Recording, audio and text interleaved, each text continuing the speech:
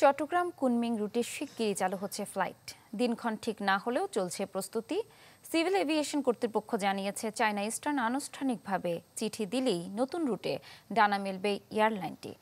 খাত সংশ্লিষ্টদের মতে চট্টগ্রাম কুনমিং আকাশপথে হাতছানি আছে চীন বাংলাদেশ বাণিজ্য বিস্তৃতির, যা কাজে লাগাতে হবে দক্ষতার সাথে। ফখরুল ইসলামের রিপোর্ট।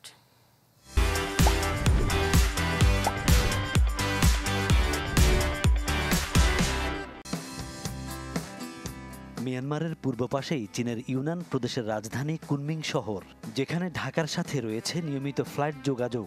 প্রধান উপদেষ্টা ডক্টর মুহাম্মদ ইউনুসের সাম্প্রতিক চীন সফরে খুলেছে চট্টগ্রাম কুনমিং রুটের দুয়ারও। স্বাস্থ্যসেবায় কুনমিং বেশ এগিয়ে। এছাড়াও চিরবসন্তের নগর খ্যাত শহরটি পর্যটকদের জন্যও আকর্ষণীয়। আর ট্রানজিট পয়েন্ট হিসেবে কুনমিং ব্যবহার করে দেশটির বিভিন্ন শহর ভ্রমণ কিংবা পণ্য পরিবহন সম্ভব, যা আগামীর বাণিজ্যের জন্য হতে পারে মাইল ফলক। বিশাল জনগোষ্ঠীর দেশ চায়না, তো চায়নার কনজামশনটাও তো অনেক বেশি। ওরা তো আরএমজি ইম্পোর্ট করে এবং বাংলাদেশ থেকেও কিছু যায়। তো আগামী দিনে তো মনে হচ্ছে চায়নাও একটা বড় বাজার হতে পারে বাংলাদেশের। সেক্ষেত্রে চায়নার সাথে কানেক্টিভিটি যত বাড়ানো যায় ততই ভালো। চট্টগ্রাম কুনমিং আকাশপথে উকি দিচ্ছে নতুন এক সম্ভাবনা, যাকে কাজে লাগাতে পারলে ব্যাপক পরিবর্তন আসবে অর্থনীতিতে। এই জন্য এখনই প্রয়োজন কার্যকর উদ্যোগ নেওয়া।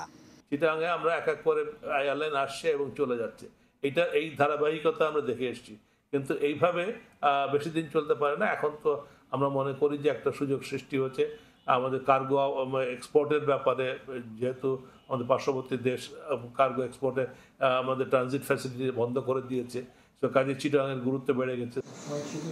নতুন এই রুটেও ডানা মেলবে চায়না ইস্টার্ন এয়ারলাইন্স।